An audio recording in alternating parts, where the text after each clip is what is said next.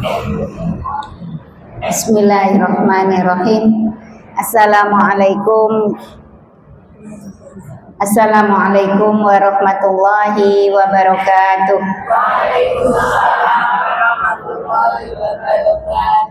Innal hamdalillah nahmaduhu wa nasta'inuhu wa nastaghfiruh wa na'udzu billahi min syururi anfusina wa min sayyiati a'malina may yahdihillahu fala mudhillalah wa may yudlilhu fala hadiyalah.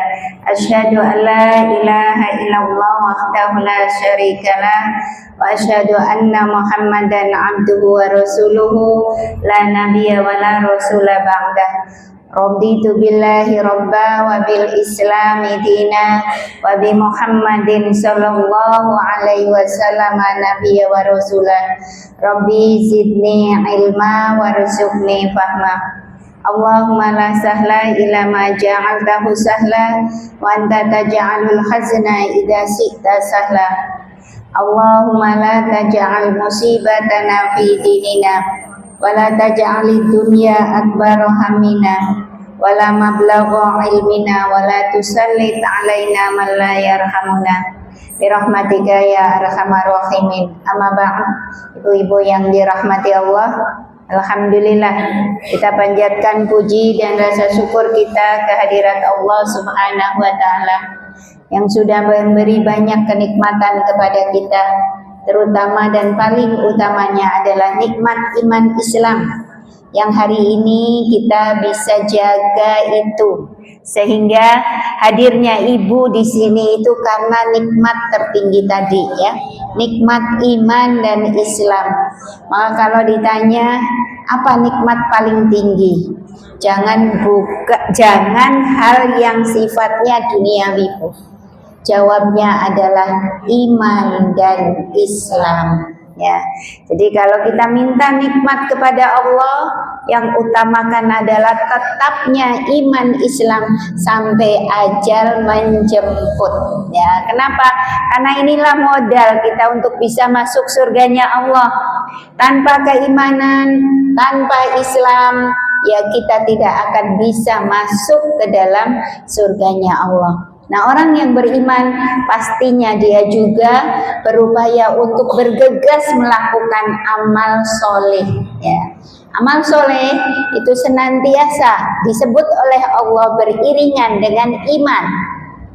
Salah satu contohnya yang paling mudah dan kita hafal semua adalah ada di dalam surat Al-Asr ya, wal asri ya. Coba ibu-ibu kita baca bersama ya, mudah-mudahan ini juga menjadi sarana amal soleh kita. Karena apa? Karena Allah jadikan setiap kita baca Al-Quran satu hurufnya Allah lipat gandakan dengan 10 kebaikan. Ta'awud dulu. A'udzu billahi minasy syaithanir rajim. Bismillahirrahmanirrahim. Wal asr innal insana lafi khusr illal ladina amanu wa amilus solihat wa tawasaw bil haqqi wa tawasaw bis sabr ya. Kira-kira ya ada yang belum hafal itu? Alhamdulillah ya. Jangan sampai bunyi sini-sini ya. Berislam seprono seprene kok Al-Asr ora apal. Tapi adakah yang tahu dan faham makna dari surat Al-Asr ya? Wal asri yang demi waktu atau demi masa. Wawo di sini bukan harfu ataf, bukan huruf sambung, tapi wawu di sini adalah harful qasam ya. Apa itu harful qasam? Harful qasam adalah huruf sumpah. Sumpah Allah. Allah ketika bersumpah pasti dengan makhluknya, ya, disandarkan dengan makhluknya. Sementara kita ketika bersumpah tidak boleh bersandarkan kepada makhluk, harus kepada Khalik. Maka kalau orang bersumpah, kita bersumpah, apa bilangnya? Wallahi atau lillahi, billahi. Jangan dari selain Allah. Kalau misalnya Rasulullah gimana? Demi Rasul, demi Ka'bah, demi malaikat, itu juga tidak boleh, ya. Kalau kita itu lakukan, ya, itu sudah syirik, ya, murtad, keluar dari Islam. Maka hati-hati. Beda dengan Allah. Allah itu wadduha wal fajri wal laili wal asri tadi, ya, wasamsi wal qamar, itu makhluknya semua. Waktu itu makhluknya Allah loh ya Bu. Ya, jadi yang dikatakan makhluk tidak hanya kita yang hidup, ya, manusia yang hidup, waktu, kemudian angin, ya, kemudian gunung, ini semua makhluknya Allah. Ya. Maka kepada waktu kita jangan main-main. Kenapa? Karena sejatinya kita sendiri ini sejatinya terdiri dari hanya waktu-waktu. Ya kan Bu? Ini waktu jam 8 lebih 16 menit. Sebentar lagi ngerti-ngerti jam 10. Nggih mboten? Bar jam 10 ngerti-ngerti duhur. Bar duhur ngerti-ngerti asar. Bar asar maghrib meneh, turu meneh Bu. Ya, bengi meneh karena apa? Turu meneh. Ya. Jam 3 tangi meneh. Iya kan? Itu kita terus seperti itu terus. Dan ini ada pertanggungjawaban. Maka Allah katakan, ya, manusia itu di ayat keduanya, innal insana lafi khusrin. Sesungguhnya manusia itu akan menjadi rugi. Ya, dinas oleh Allah semua manusia menjadi rugi. Kecuali apa di situ? Illalladzina amanu wa amilus solihat. Kecuali orang yang beriman dan beramal soleh. Imannya itu menuntun dia kemudian mengambil kebaikan-kebaikan dari waktu yang Allah berikan kepadanya. Nah, ini berarti kita lagi mengambil kebaikan waktu yang Allah berikan selama mungkin 1 jam atau 2 jam. Dengan catatan nanti mulih ojo rerasan Bu. Karena wong wedok itu rawan banget boncengan sepanjang perjalanan. Ya, isine munggur, wah bes ngrasani nganti wasis menca-mencu. Ya, karena biasanya orang yang ngrasani itu diikuti perasaan loh. Ya kan? Iya, diikuti emosional.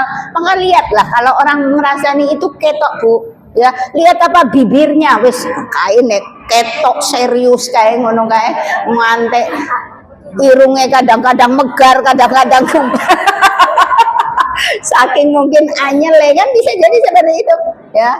Nah, ini berarti itu hati-hati, ya, hati-hati. Dan itu memang tadi, ya, perempuan itu sensi banget dengan masalah seperti itu. Baik berjalan berdua, berkendaraan berdua, atau kadang-kadang bisa lagi ngerongok kayak yang ini gitu. Mergane ngumpet ning kono kae. Lungguhe ning kono kae ora ketok sing ngomong. Walah terus, ya. Ya, ceramah dewi. Ceramahnya apa? Ya, rasane. Ya, ini double loh dosanya. Karena apa? Kita sudah izinnya ngaji, ya. Ternyata di sini dia tidak melakukan. Yang keduanya, dia ngerasani di dalam masjid. Ya. Ketiganya ngerasani kira-kira pahala apa dosa?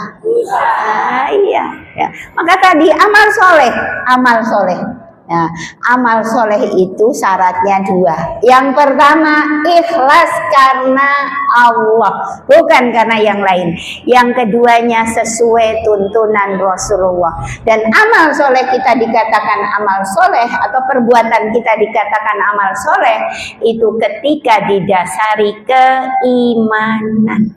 Jadi iman dan amal soleh itu harus senantiasa beriringan, nggak boleh salah satu tok, sijinya ditinggal, tidak jadi kebaikan. Ya, kalau orang beriman tanpa amal soleh, kira-kira imannya manfaat nopo boten? Boten, nggak manfaat keimanannya. Ya. Biarpun dia mengatakan aku beriman kepada Allah, aku beriman kepada Rasulullah, tapi dia pola tingkahnya, akhlaknya, lisannya tidak sesuai apa yang Allah syariatkan dan Rasulullah tuntunkan, maka keimanannya tidak bermanfaat. Begitupun sebaliknya, ya, dia amalannya luar biasa, mengalahkan ya orang-orang yang beriman, bisa jadi ya lomoe tenanan lembah mana banget karo tonggo teparo, masya Allah perhatian ning mbak deknen kafir, ya kan? Kira-kira banyak napa boten? Banyak. Nah, saat Ramadan itu mereka keluarkan ya sodakoh. Katanya sodakoh, padahal sodakoh itu dari bahasa Arab loh. Ya. Nah, mereka katakan aku sodakoh kok, sodakoh Ramadan. Kalau didasari dengan iman seperti apa coba? Pahalanya luar biasa kan? Tadi disampaikan ya, ketika kita nabung, ketika kita infak untuk mereka yang mau umroh, maka kita mendapatkan pahala seperti orang yang berumroh. Begitupun puasa kan, ketika kita bisa memberi makan orang yang buka puasa, maka kita seperti orang, pahala kita seperti orang yang berpuasa. Tapi sayang, deknen KAFIR, kafir, ndak ada. Ya, ndak ada. Maka iman dan amal soleh itu harus beriringan ya Ibu.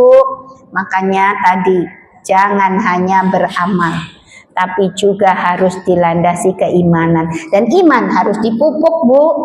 Iman itu ibarat tanaman, ketika dibiarkan maka bisa jadi kering, habis kering pada akhirnya mati. Ya, iman juga sama. Dan salah satu cara memupuknya adalah dengan ilmu. Ya, dengan ilmu, berkumpul dengan orang solih, doa kita, kan begitu. Ya, jadi jenengan datang ke sini itu diantaranya adalah pertama memang pengen tambah ilmu, yang kedua juga memperkuat iman kita. Ya, karena dengan ilmu insya Allah ya iman ini akan tumbuh subur di hati kita. Ya, maka beruntunglah ketika Allah ringankan langkah, Allah lembutkan hati kita untuk kemudian ya menghadiri majelis ilmu. Dengan catatan loh ya, catatannya apa? Lungguh pada lungguh. Ya kan, sama-sama duduk nih majelis ya, tapi di hadapan Allah pasti berbeda-beda dapatnya, ya kan? Maka kalau kita sudah dikondisikan oleh Allah untuk bisa menghadiri majelis taklim, jangan rusak kebaikan pahala kita. Artinya, kalau belum mulai boleh jenengan mungkin ya tegur sapa dengan kanan kiri ya. Kemudian kalaupun ngobrol jangan lama-lama Bu, soalnya nek kesuwen engkau meremen. Iya. Nah, nanti obrolannya jadi nggak baik. Biasanya seperti itu saja, sekedar sajalah.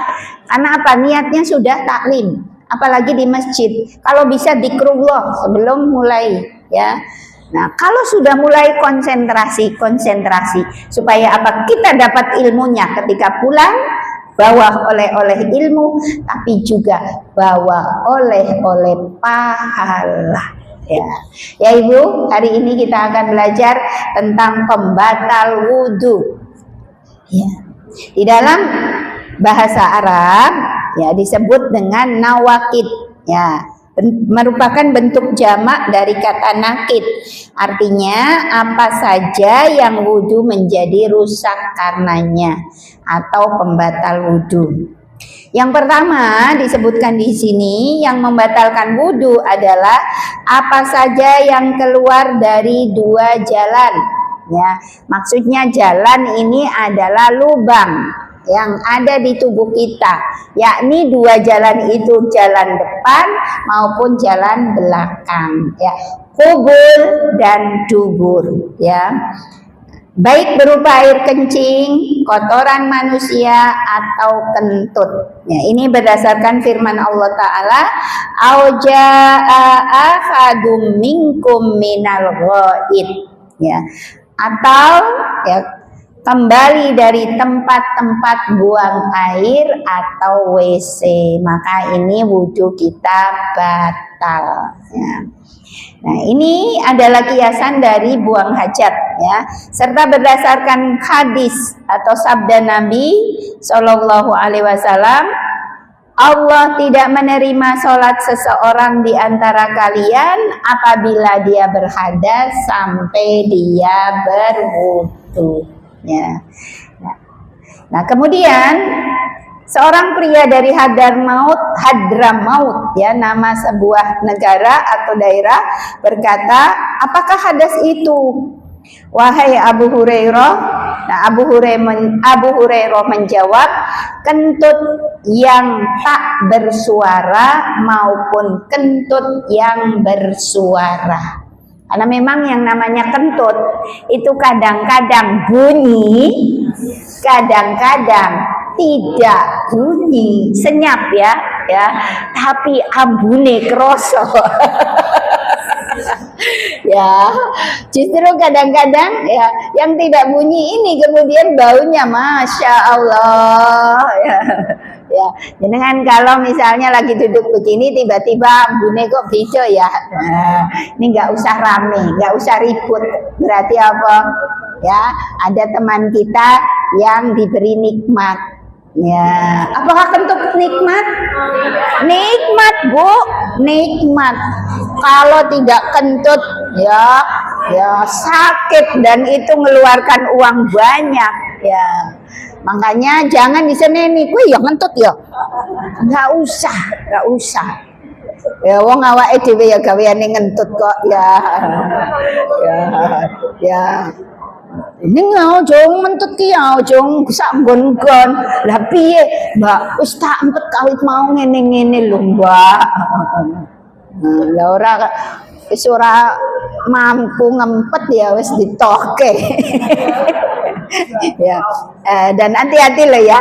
Kalau kentutnya tadi ditahan, biasanya terus kan itu ya, katupnya itu kan mengecil, akhirnya apa, bunyinya lucu, bunyinya tit, nah gitu. Iya,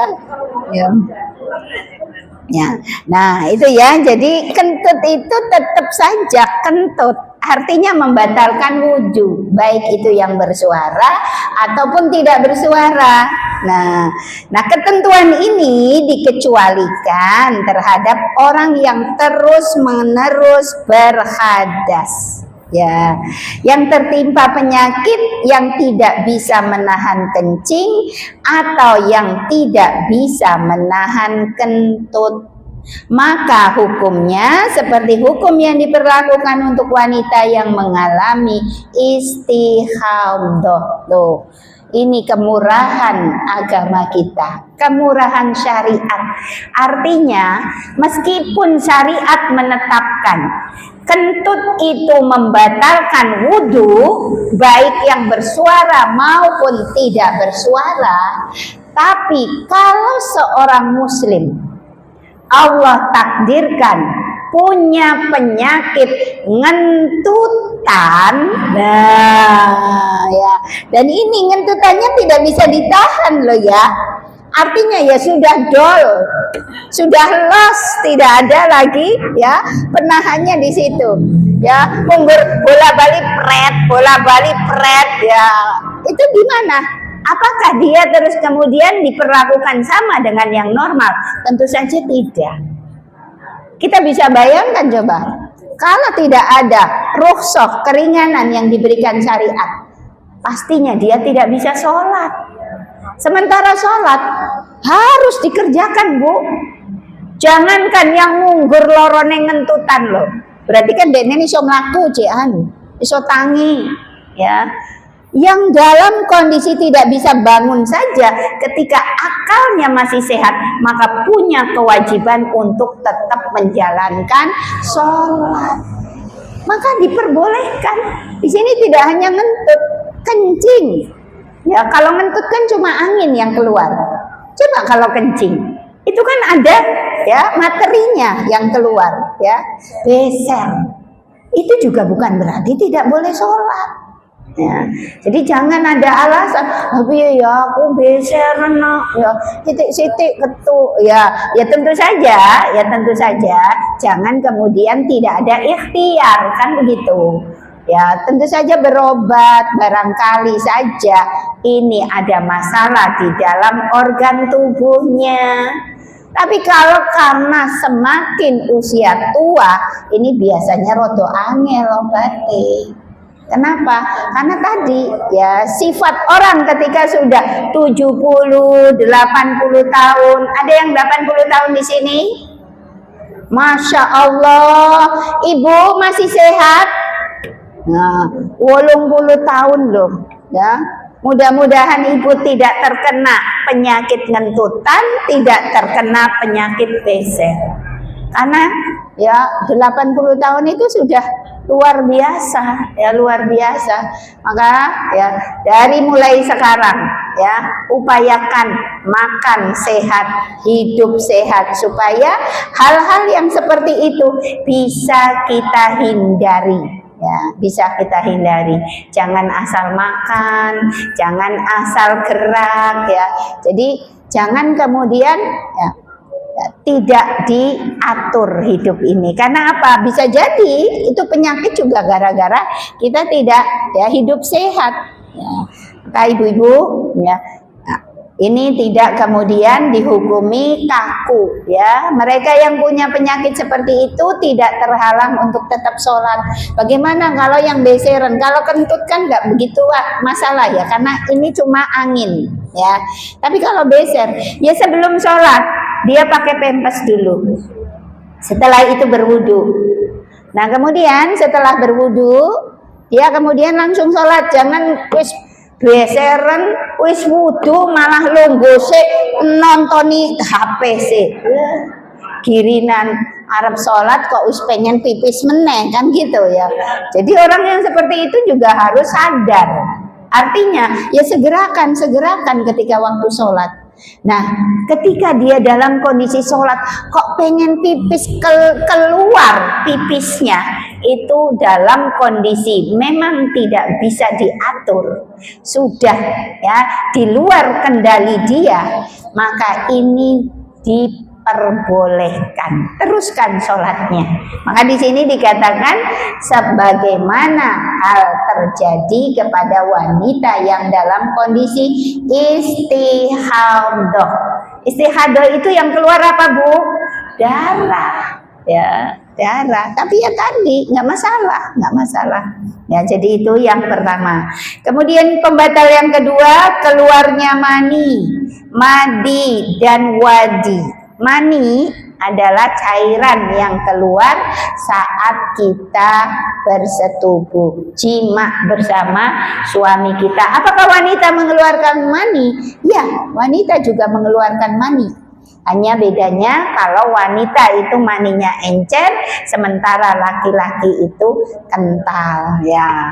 Makanya kalau ada laki-laki kok maninya encer, berarti ini bermasalah. Biasanya ya dia sulit memiliki keturunannya.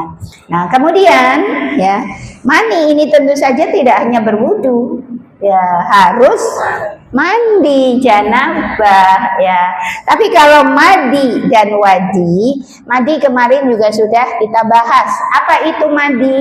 Madi adalah cairan yang keluar saat kita terangsang ya, libido kita naik, syahwat kita naik, maka ketika maksar ya, rasa bu, berarti itu namanya madi. Dan madi dihukumi najis.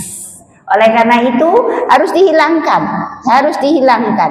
Nah, bagaimana cara menghilangkan madi? Ya.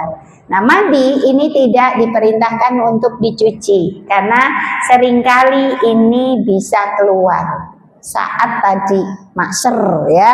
Ya.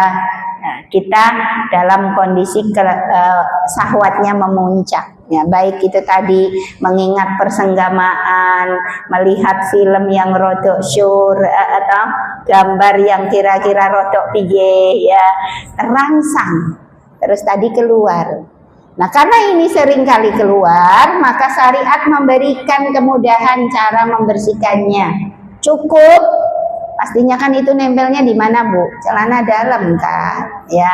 Makanya tadi datnya ini dihilangkan, dibuang dengan diginikan pakai ibu jari, ya. Nah, kemudian kita mengambil sejumput air, dicepretkan ke daerah yang terkena madi tadi. Ya, cukup seperti itu, ya. Ning, engko ya teles no Bu Yeni, ya teles.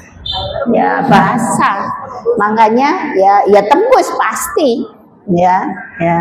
Makanya ibu-ibu ya, terutama ya yang masih usia subur ya, kalau yang sudah menopause itu sudah ya bisa jadi masih juga tapi tidak terlalu ya. Yang usia subur ini kalau bepergian ya, prepare-nya, persiapannya harus detail ya, diantaranya bawa pakaian dalam, kemudian pakai panty liner, bawa tisunya double bu, ada tisu basah sama tisu kering. Nah itu misalnya setelah digitukan terus digosok-gosok sama tisu basah, terus ditutup dengan panty liner, kan jadi nggak basah ya kan. Jadi seperti itu. Dan wadi adalah cairan yang keluar ketika setelah kencing. Ini juga tidak semua ya, hanya ada orang yang wanita yang punya kebiasaan setelah pipis itu ada yang keluar ya, ada yang keluar lagi. Dan yang keluar itu kemungkinannya dua, wadi atau sisa air kencing ya. Kalau sisa air kencing ini juga kan najis ya. Nah, wadi juga najis, berarti harus dicuci ya, harus dicuci ya. Kalau dalam kondisi ya darurat ya harus dikucek ya, harus dikucek terus tadi ya, dipakai lagi boleh, dipakai lagi boleh. Ini ya teles ya. Sementara kan nggak enak banget. Kenapa? Ya karena maaf ya, vagina kita terbuka ya, vagina kita terbuka kan nggak nyaman ya. Oleh karena itu tadi kalau bisa, kalau perlu setiap punya tas kayak ibu, digulung bersih ya, celana bersih digulung, dikareti, taruh di yang paling aman dari tas kita, dari yang ada sletingnya itu ya, itu karena kita tidak pernah tahu, bisa jadi pengajian begini juga ya, tiba-tiba kok ya cerit ya, yang sering itu mungkin ya pipis ya, apa meneh nek wis 70 munggah ya, guyu siti mak ceret ya, batuk mak ceret ya, bersin seperti itu. Jadi ibu-ibu bolehlah bawa ya, bawa seperti itu ya. Tentu saja yang bersih. Nah, di sini dikatakan Nabi bersabda tentang madi, berbasuhlah kemaluanmu dan berwudulah ya. Jadi tetap ya, tentu saja kemaluan kita dicuci ya, di istinjai ya. Nah, kemudian di sini ada catatan, apakah cairan yang keluar dari kemaluan wanita atau vagina itu membatalkan wudhu? Nah, ini cairannya apa dulu? Nah, kenapa? Karena kalau tadi mani, wadi, madi ini jelas membatalkan wudhu. Tapi ada cairan yang ini merupakan cairan yang fisiologis, Apa itu cairan fisiologis? Cairan normal. Seringkali hampir semua wanita mengalami yang biasa kita sebut dengan keputihan. Padahal keputihan ini bukan seperti itu, Bu. Keputihan itu penyakit. Tapi ini cairan normal, ya. Warnanya gimana? Kekuningan, ya, agak kuning, ya, kekuningan. Nah, ini ya perbedaan pendapat di kalangan ulama. Ada yang menajiskan, ada yang tidak menajiskan. Karena apa? Karena tidak ada satupun dalil yang datang dari Rasulullah ya menajiskan cairan itu. Sementara di zaman Nabi pun para wanitanya pasti mengeluarkan seperti itu. Kenapa kok dikatakan ya pasti mengeluarkan seperti itu? Karena cairan itu ya hubungannya dengan hormonal wanita, ya, masalah rahim. Ya, ibu-ibu ya, cairan ini akan keluar dan akan menjadi lebih banyak keluarnya saat apa? Capek. Kemudian pikiran, stres. Nah, kemudian apa lagi, Bu? Sebelum mens, ya. Kemudian ketika hamil. Nah, ini kan ibu-ibu semua toh, ya. Pernah hamil nopo boten? Lah, pernah hamil. Insya Allah ini semua, hampir semua pernah keluar seperti itu. Dan tadi kita ngomongnya adalah keputihan. Padahal bukan keputihan itu, tapi cairan normal. Hanya memang ada yang keluarnya deras, ada yang tidak deras, cuma sedikit. Nah, ini perbedaan pendapat. Nah, di buku ini Abu Malik Kamal memilih pendapat yang tidak najis. Ya, tidak najis. Ibu, kalau cairan itu ada, coba dibau. Baunya asam. Ya, bau khas dari vagina kita. Ya, tidak kepada bau mani. Mani kan baunya seperti ya akasia, ya, bunga akasia. Nah, kemudian madi, ya, madi juga ini baunya hampir sama dengan mani.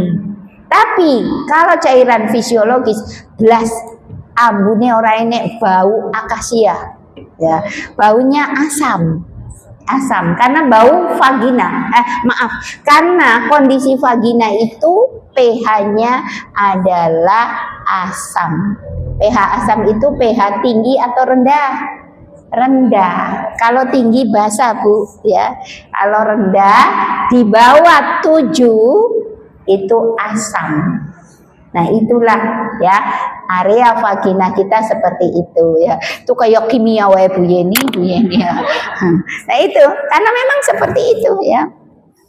Nah, oleh karena itu di sini dikatakan ya, adapun jika yang dimaksud adalah cairan yang keluar dari kemaluan wanita di sebagian besar waktu dan dialami oleh hampir banyak wanita, dan itu bertambah banyak ketika wanita tersebut hamil, ya, maka secara dohir tidak membatalkan wudhu.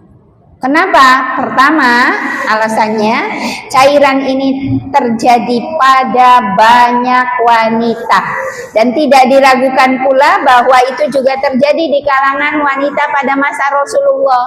Ya, karena wanita masa Rasulullah juga ya punya rahim kan, Bu, ya, dan juga ya hamil. Nah, ini ya. Nah, sebagaimana pada wanita zaman sekarang ini sedang tidak pernah diriwayatkan satu hadis pun dari Nabi yang isinya menyuruh mereka untuk berwudu karenanya.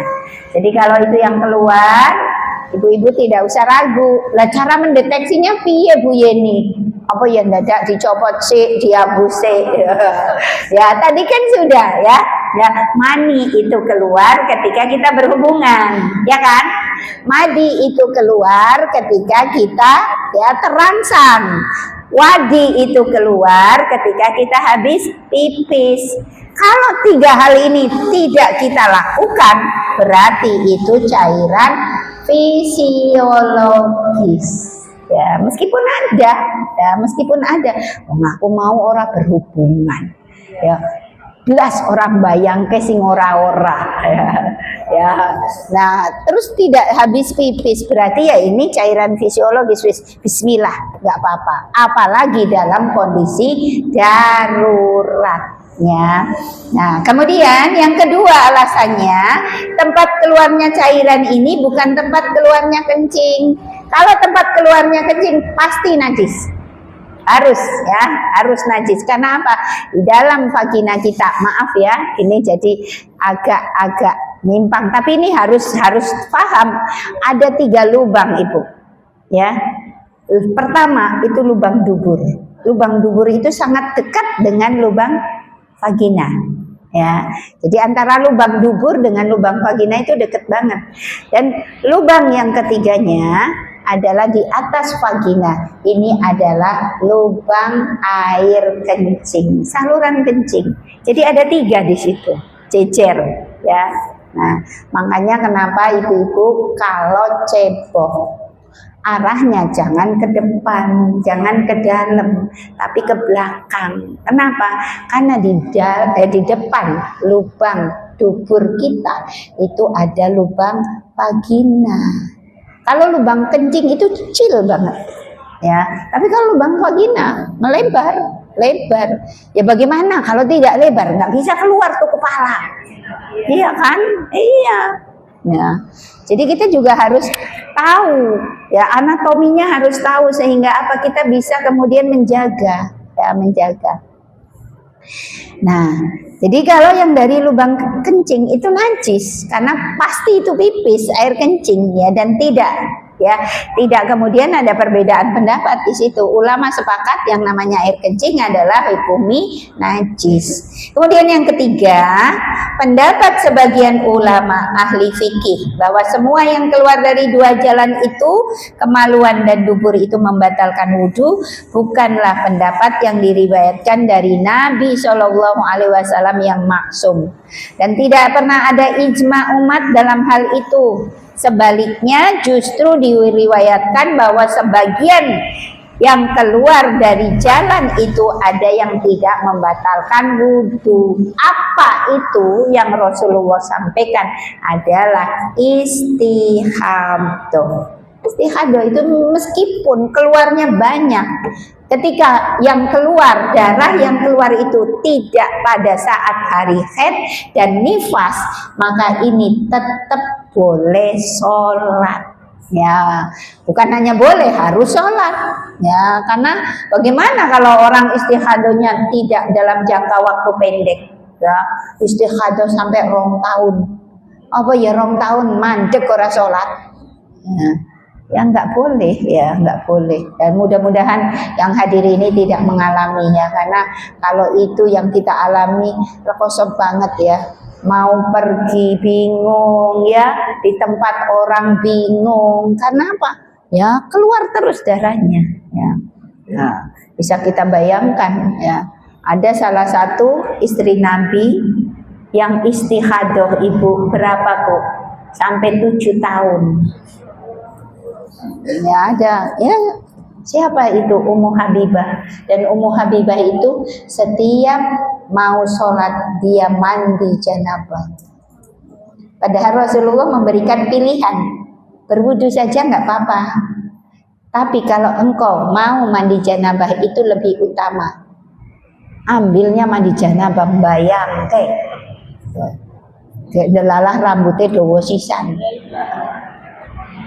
Ya, kalau orang dulu kan wanitanya rambutnya panjang-panjang. Ya, sekarang aja, ya, rambutnya coba kalau dibuka, rambutnya kan pendek semua. Pol-polnya ya sak pendek. Apa ada yang sampai sepantat? Sekarang itu jarang banget, ya. Mergane apa rusak rambutnya. Engko rada dawa sithik wae brodoli, ya kan, Bu? Ya akhirnya dipotong meneh ya. Kenapa kok sampai seperti itu? Kalah sama simbah-simbah dulu. Ya. Dulu itu Siti Nurbaya itu ngantek dikepang rambutnya. Ya. Ya apalagi zaman Rasulullah kan begitu, ya. Ya. Jadi kita jadi korban sampo, Bu. Iya, korban sampo, karena sampo itu deterjennya banyak banget. Sementara deterjen itu membuat panas kulit kita. Akhirnya apa? Rontok. Nah, karena awake dhewe ya nek ora ngumpluk ngantekan ora marem. Kok keramas, wong gosok gigi wae nek ora muntuk, ora marem kok. Padahal itu juga merusak. Ya. Ya. Jadi ya korban ya kita kembali ya.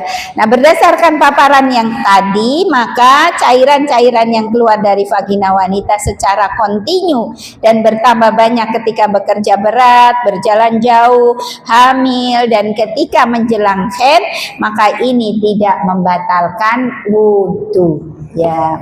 Nah, kemudian yang ketiga yang membatalkan wudhu adalah tidur nyenyak hingga menghilangkan kesadaran secara total, dan biasanya tidurnya dengan terlentang.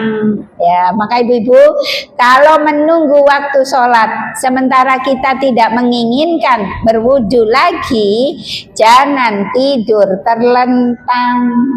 Sebab kalau tidurnya terlentang itu jalan angin leluasa. Ya, nggak ada penahannya. Jadi kalau ngentut kadang-kadang tidak terasa.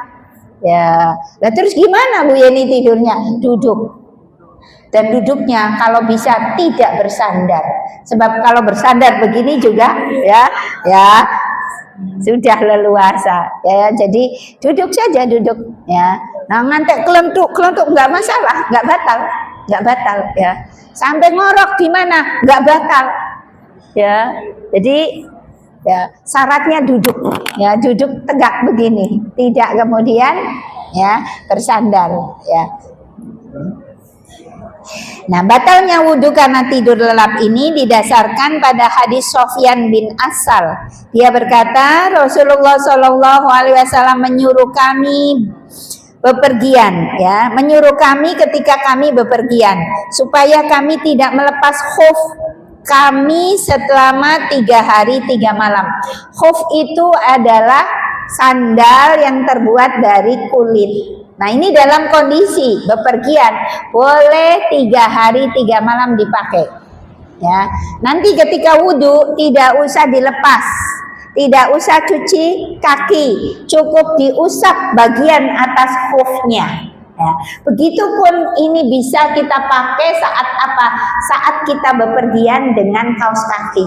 Ya, ibu-ibu, ya, kalau jenengan bepergian, ya, pakai kaos kaki sebelumnya berwudu dulu. Supaya apa?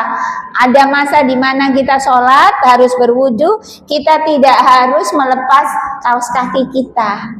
Ya, tidak usah wudu di tempat yang kira-kira membuat basah kaki kita. Ya, salah satunya bisa jadi kan umumnya kan masuk toilet ya. Nah itu kita jangan kemudian ikut-ikutan ya, karena apa? Karena harus nunggu lama ya, antri. Nah ada wastafel di situ, udah wudhu di wastafel bisa ya, dengan catatan tadi ya, sebelum pakai kaos kaki kita sudah berwudhu. Nah terus cuci kakinya gimana? Mengusap kaos kaki kita. Ya, ambil air ya begini Bu. Nah, ini wastafel ya, ini wastafel kemudian kita wudhu kan bisa memperlakukan. Tapi begitu ya kaki jenengan jangan sorry ya wah mak tingkring itu jangan ya, ketok banget iki orang mudeng fikih. Iya ya. Ya terus gimana Bu Yeni? Ambil air dari keran, buang, usapkan ke kaos kaki kita bagian atas, bukan bagian bawahnya, tapi bagian atas dari ya telapak kaki kita. Sudah begitu aja. Berapa kali Bu Yeni? Sekali cukup. Ya, ambil air, buang, langsung set, sudah. Ambil air, buang, langsung set, sudah. Sah. Ya, karena mencuci kaki enak toh Bu? Iya. Ya. Nah, dipermudah ya. Nah, kapan itu batalnya? Ketika kaos kakinya dilepas ya. Iya, ya kalau kaos kaki kita sudah dilepas berarti batal, pengusapan khuf hilang. Nah, kita pengen pengusapan khuf lagi, wudhu lagi, pakai kaos kaki lagi. Ya, mulai lagi. Tapi wudhunya itu wudhu sempurna ya, dengan dicuci kakinya. Ya, kalau sudah dilepas. Ya, ya karena batalnya pengusapan khuf ketika yang diusap itu dilepas ya. Loh Bu Yeni, aku kan terus pakai kaos kaki nih, sudah wudhu pakai kaos kaki. Nih aku pipis, aku BAB piye? Boleh, nggak batal itu. Nggak batal malah. Ya. Ya. Dengan catatan ketika BAB pipis itu kaos kaki tidak dilepas. Ya kan bisa pakai sepatu terus, ya, pakai sepatu terus. Tapi nanti jangan yang diusap sepatunya loh ya, karena kan kita pengusapan khuf, ya. Kita memakainya ini memakai pengusapan khuf, bukan pengusapan sepatu. Maka ya pada saat ya kita berwudu jangan sepatunya tapi dicopot ya, kaos kakinya yang diusap ya. Karena ibu-ibu biasanya kalau sepatu itu ketika duduk pun enaknya dilepas ya Bu ya. Iya. Nah, kemudian selanjutnya di sini dikatakan juga kecuali karena junub. Ya betul ya, karena junub mau tidak mau harus mandi. Ketika mandi kan ya apa yang nganggo sepatu, apa yang nganggo kaos kaki kan enggak ya. Akan tetapi kami tidak melepasnya karena buang air besar, buang air kecil dan tidur. Ya, di sini Nabi Shallallahu Alaihi Wasallam menyamakan antara tidur, kencing dan buang air besar. Tidak semua tidur membatalkan wudhu. Yang dimaksud adalah tidur yang tidak menyisakan kesadaran dan rasa, sehingga apabila sesuatu yang keluar darinya dia tidak merasakannya. Ya. Nah, kemudian para sahabat Rasulullah Shallallahu Alaihi Wasallam, contohnya ini ya, menunggu sholat isya berjamaah sampai mereka menundukkan kepala mereka karena mengantuk. Lalu mereka mengerjakan sholat dan tidak berwudu lagi. Berarti kalau tidurnya ya tidak tidur yang tanpa sadar ya, tetap masih sadar ya, dan tidurnya tidak dalam kondisi terlentang, ini boleh langsung sholat ya. Jadi tidak batal wudunya ya, kecuali tadi ya tidurnya terlentang terus tadi sampai ngorok ya sudah harus ya. Loh kok ini kok para sahabat sampai pada menunduk karena ngantuk ya. Lah isyae jam piro? Ya, isya itu sejatinya loh ya. Ya sholat isya itu terbaik ketika diakhirkan Bu. Ya, bukan diawalkan, tapi diakhirkan kalau sholat isya. Ya, kalau yang lain kan awal ya, yang utama. Tapi kalau sholat isya malah diakhirkan. Dan akhir sholat isya kira-kira sampai kapan Bu? 12. Sampai subuh. Enggak Bu ya. Sholat isya itu berakhir sampai setengah malam yang pertama. Ya, setengah malam yang pertama. Karena malam itu kan ya dari maghrib sampai subuh. Ini malam kita. Nah, setengah malam yang pertama itulah waktu isya selesai. Ya. Nah, kalau sekarang ya maghribnya jam berapa sekarang? 5:30 misalnya ya, 5:30. Subuhnya 4:30. Jadi berapa jam Bu? 5:30 sampai 4:30. Kira-kira 10-11 jam ya. Kalau setengah malam pertama berarti 5,5. Gampangannya gitu aja ya. 5,5 jam. Kalau tadi subuhnya 5:30 tambah 5,5 berarti selesai jam berapa? 11. Iya kan? Ya. Nah, 5:30 tambah 5,5. Ya, jam 6 tambah 5 kan berarti ya jam 11 itu waktu isya. berakhir. Makanya di sini dikatakan ya, para sahabat sampai ngantuk menundukkan kepalanya menunggu Rasulullah berjamaah dengan Rasulullah di waktu Isya. Ya. Jadi kalau jenengan bisa sholat Isya diakhirkan itu silahkan dengan catatan. Nah, dengan catatan apa? Orang karo nunggu waktu akhir Isya dolanan HP. Ya. Nah, ada kan pengajian dari maghrib sampai Isya tuh ya.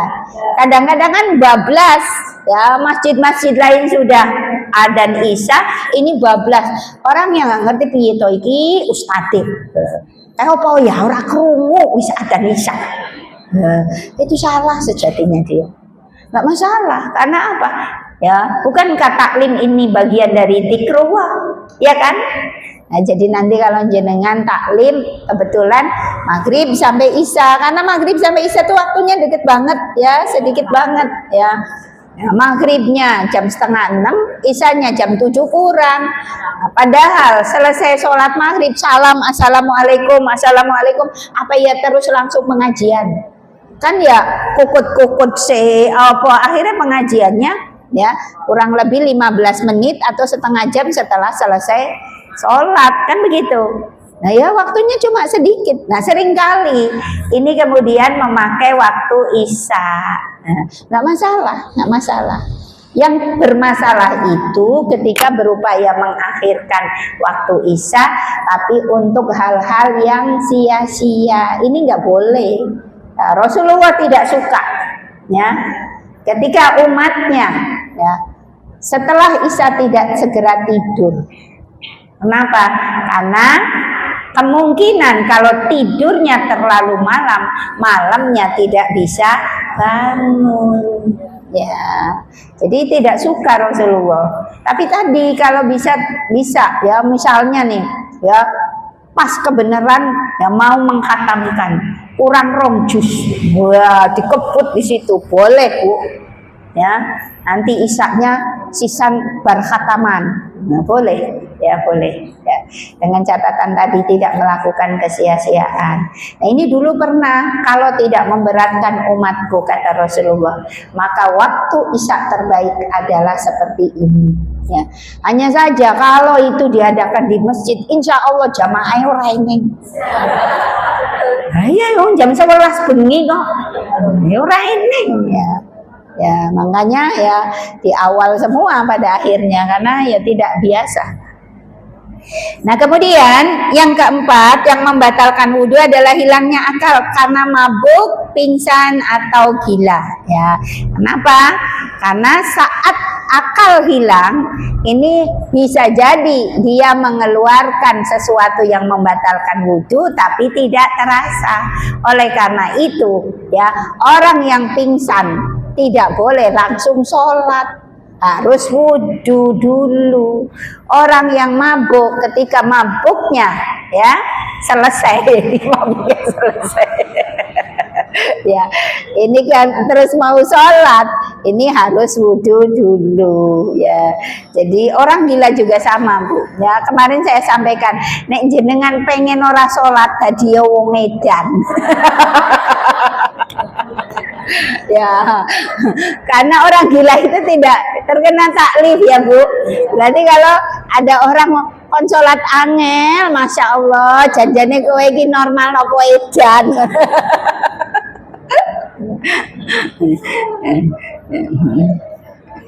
Nah, kemudian yang kelima, menyentuh kemaluan tanpa penghalang, baik dengan syahwat maupun tidak. Ini juga membatalkan wudhu. Jadi Bu, kalau sudah wudhu hati-hati ya, jangan kemudian ya garuk-garuk itu.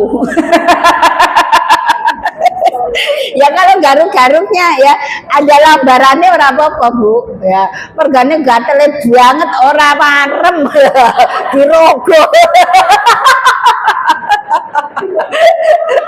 ya kan bisa terjadi kayak gitu ya. Nah itu kalau dalam kondisi wudhu batal wudhu jenengan. Lah padahal orang ngapa-ngapa ya orang marahi itu batal wis ya, nggak boleh ya, nggak boleh ya, landemok ya. Nah, di sini dalilnya sabda Nabi, barang siapa menyentuh kemaluannya maka hendaklah dia berwudu. Siapa saja di antara wanita yang menyentuh kemaluan maka hendaklah dia berwudu. Kemudian ini ada rinciannya. Pertama, menyentuh kemaluan yang membatalkan wudu adalah ketika menyentuhnya tanpa penghalang, artinya kulit dengan kulit. Yang kedua, menyentuh kemaluan suami yang dilakukan oleh istri itu lebih layak dikatakan membatalkan wudu istri. Iki yang ngopo? Wes wudu ndak demok-demok lah. Anaknya ke macan turu.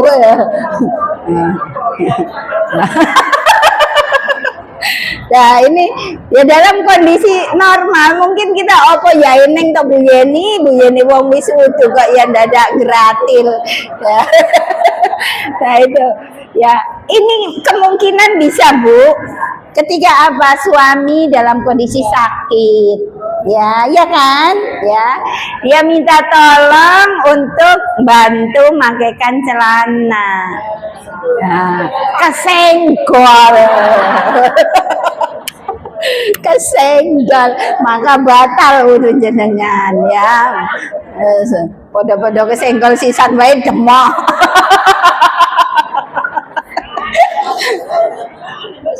Nanti dulu Bu, ya nanti dulu. Ya.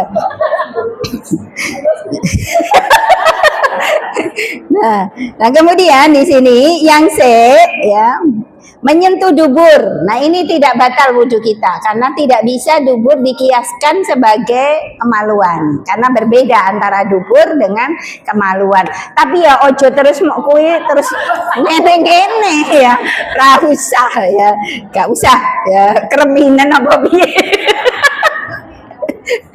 Ya. Nah kemudian yang D ya yang keempat menyentuh kemaluan anak laki-laki. Nah ini kalau anaknya belum balik maka ini tidak membatalkan wudhu ya. Nah kemudian yang terakhir pembatal wudhu yang terakhir adalah memakan daging unta.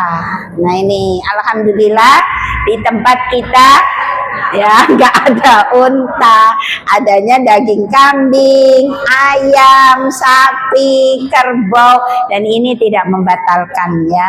Ini berdasarkan hadis Bara' bin Azib radhiyallahu an. Dia berkata Rasulullah Shallallahu alaihi wasallam bersabda, berwudulah kalian karena memakan daging unta dan jangan berwudu karena memakan daging kambing. Walaupun di sini jumhur ulama memandang bahwa wudhu karena makan daging unta itu hukumnya sunnah saja, bukan wajib. Ya, akan tetapi ya pendapat yang menyatakan wajib dengan makna bahwa memakan daging unta itu membatalkan wudhu lebih kuat. Oleh karena inilah An-Nawawi ya rahimahullah berkata madhab ini lebih kuat dalilnya. Jadi kalau jenengan pergi umroh atau haji ini bisa ada kemungkinan suguhan makanannya dari daging unta ya, akan jauh lebih hati-hati meskipun tadi sebagiannya mensunahkan tidak mewajibkan, tapi hukum wajib itu lebih kuat ya, artinya wajib wudhu lagi ya, membatalkan wudhu. Ini jangan kemudian makan daging itu dulu kalau kita tidak pengen wudhu lagi ya, artinya ya upayakan ambil kehati-hatian ya, ambil kehati-hatian ya Ibu.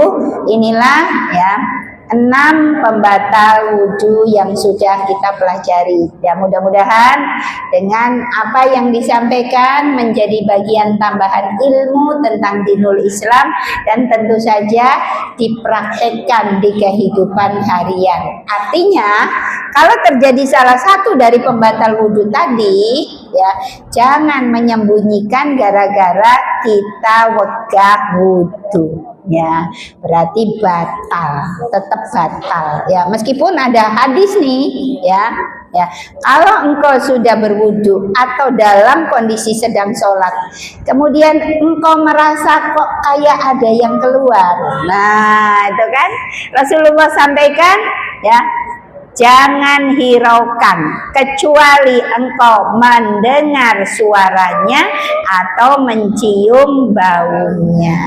Tapi kalau kita sudah merasa kok ngentut, jangan koyone ngentut, enggak boleh kita menyembunyikan itu. Nah, karena tadi ya yang namanya kentut itu baik bersuara maupun tidak bersuara.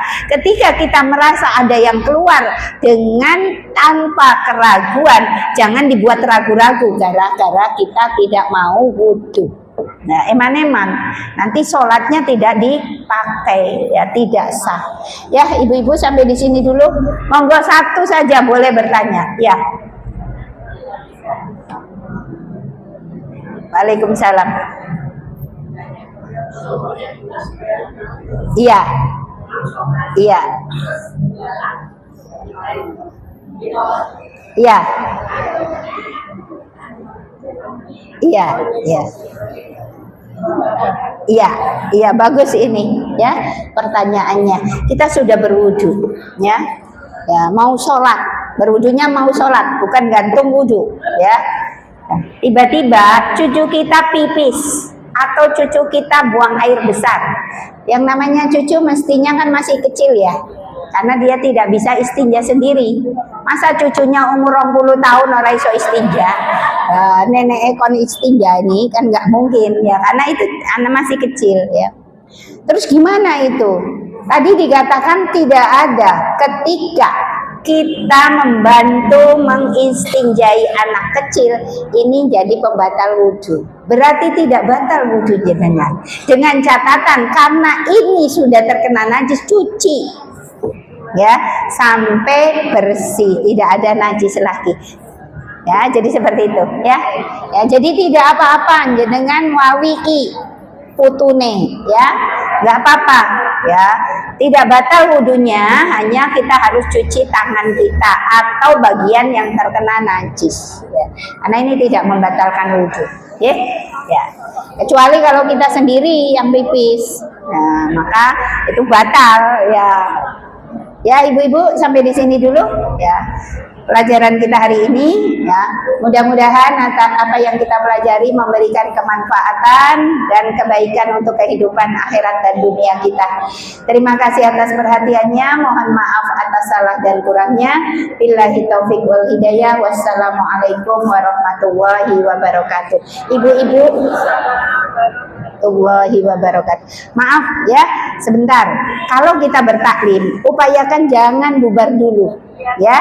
Kenapa? Kita pengen mendapatkan pahala sempurna. Sampai apa? Sampai selesai doa kafaratul majlis dan ta'lim ini ditutup ya. Ya, biar sempurna ya.